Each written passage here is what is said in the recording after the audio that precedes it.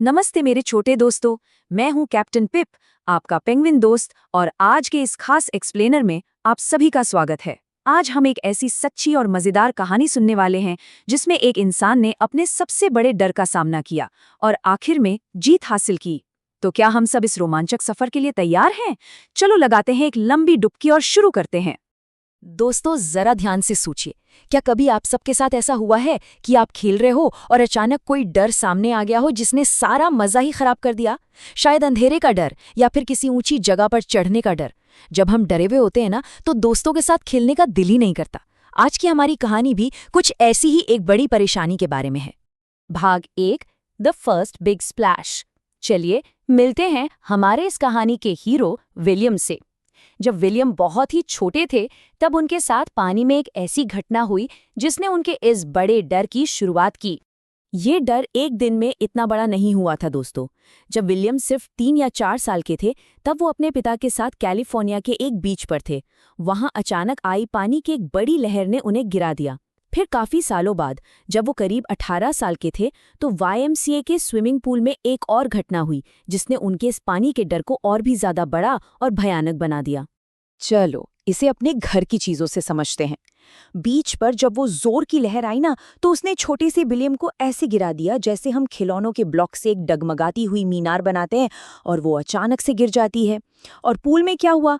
Pool में एक बड़े लड़के ने उन्हें उठाकर पानी में ऐसे फेंक दिया जैसे कोई भारी आलू उबलते हुए सूप के बर्तन में छपाक से गिरता है। पानी के अंदर घुटने और डूबने का वो एहसास विलियम के लिए सच में बहुत ही डरावना था। भाग 2, द फोबिया प्रॉब्लम। उस सूप के बर्तन में आलू की तरह पानी में गिरने के डरावने एहसास ने विलियम के मन में एक बहुत बड़ी और अदृश्य दीवार खड़ी कर दी थी। एक ऐसी दीवार जो उन्हें अपनी पसंद की चीजों में खुश नहीं होने देती थी। इस बड़ी सी अदृश्य दीवार को हम फोबिया कहते हैं। फोबिया यानी एक ऐसा डर जो इतना ज्यादा बड़ा हो जाता है कि वो हमारी प्यारी और मजेदार चीजों का लुत्फ हमसे छीन लेता है। इस पानी के फोबिया की वजह से विलियम कभी भी छोटी नाव चलाने यानी किनूइंग, बोटिंग और स्विमिंग जैसी मजेदार चीजों का मजा नहीं ले पाते थे। उन्हें लगता था कि जैसे ही वो पानी में जाएंगे, पानी उन्हें दोबारा निगल जाएगा। भाग 3, स्टेप बाय स्टेप प्रैक्टिस।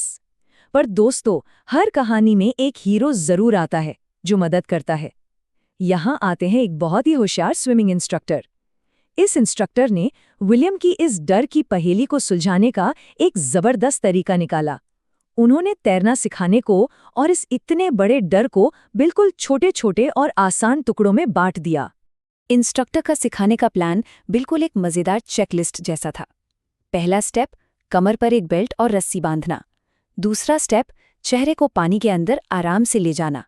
तीसरा, पानी के अंदर सांस छोड़ना और बाहर आकर सांस लेना। और चौथा स्टेप, हर हफ्ते में 5 दिन तक लगातार इसकी प्रैक्टिस करना। देखा आपने, जब कोई भी डरावना या मुश्किल काम ऐसे छोटे छोटे स्टेप्स में बांट दिया जाता है तो वो कितना आसान लगने लगता है। अब आप सब सोच रहे होंगे कि इस चेकलिस्ट में मजा कहाँ है, तो ध्यान से सुनिए। वो बेल्ट और रस्सी बिल्कुल एक योयो खिलौने के धागे जैसी थी। जैसे धागा योयो को अपने आप से अलग नहीं होने देता और हमेशा सुरक्षित रखता है, वैसे ही वो रस्सी विलियम को डूबने से बचाती थी। और पानी के अंदर सांस छोड़ना, वो तो बिल्कुल वैसा ही था जैसे हम एक स्ट्रॉ लेकर दूध के ग्लास में फूंक मारकर छोटे छोटे बबल्स बनाते हैं। एकदम मजेदार, खेलने जैसा और बिल्कुल सुरक्षित। भाग 4, कॉन्करिंग द बिग लेक्स। उन दूध में बबल्स बनाने जैसी आसान और मजेदार एक्सरसाइजेस को विलियम ने 1 या 2 बार नहीं बल्कि सैकड़ों बार दोहराया। उन्होंने हर रोज 1 घंटा प्रैक्टिस की और धीरे धीरे इन्हीं छोटी एक्सरसाइजेस ने विलियम को अंदर से इतना बहादुर बना दिया कि वो छोटे पूल से निकलकर अब बड़े बड़े लेक्स यानी बड़ी झीलों का सामना करने के लिए पूरी तरह से तैयार हो गए। विलियम की तैयारी सच में पूरी थी। उन्होंने सिर्फ एक जगह नहीं बल्कि लेक वेंटवर्थ जैसी बड़ी झील में स्विमिंग की, नए नए टापुओं की खोज की और तो और उन्होंने वॉर्म लेक में एक बहुत लंबी डुबकी लगाई। झील के एक छोर से दूसरे छोर तक तैर कर गए और वापस भी आए। ये एक बहुत ही कमाल का रिकॉर्ड था जिसे एक महान तैराक डग कॉर्पोरन किया करते थे। विलियम ने आखिरकार पानी पर अपनी सबसे बड़ी जीत हासिल कर ही ली।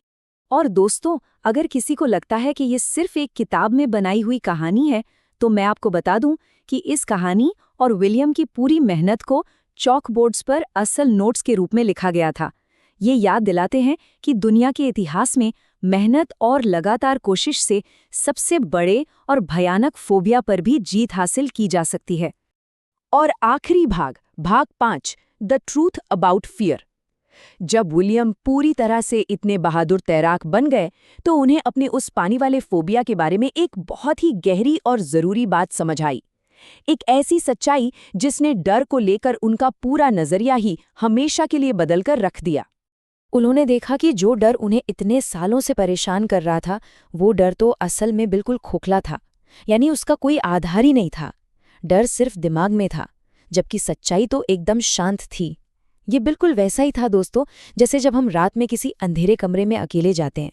वहाँ कुर्सी पर रखे हुए कपड़े अचानक किसी बड़े से भूत या मॉन्स्टर जैसे लगने लगते हैं, पर जैसे ही हम लाइट ऑन करते हैं तो हमें पता चलता है कि वहाँ तो सिर्फ लॉन्ड्री का एक ढेर था। हमारा डर भी बिल्कुल उस लॉन्ड्री के ढेर जैसा ही होता है। और बिल्कुल इसीलिए इस कहानी के अंत में विलियम ने एक बहुत ही ताकतवर बात कही कि हमें अगर किसी चीज से डरना चाहिए तो वो खुद डर है। यानी हमें डर से भी डरना बंद कर देना चाहिए, क्योंकि असल में कोई भूत नहीं होता, सब कुछ शांत होता है। तो मेरे सभी दोस्तों, आपका दोस्त कैप्टन पिप अब आपसे बस यही पूछना चाहता है कि आप सबके दिमाग के कमरे में ऐसा कौन सा लॉन्ड्री का ढेर या नकली डर छिपा हुआ है जिसकी लाइट ऑन करके आप सब अगली बार उस पर जीत हासिल करने वाले हैं। चलो मिलकर अपने सभी नकली डर को हराते हैं। अलविदा और मुस्कुराते रहिए।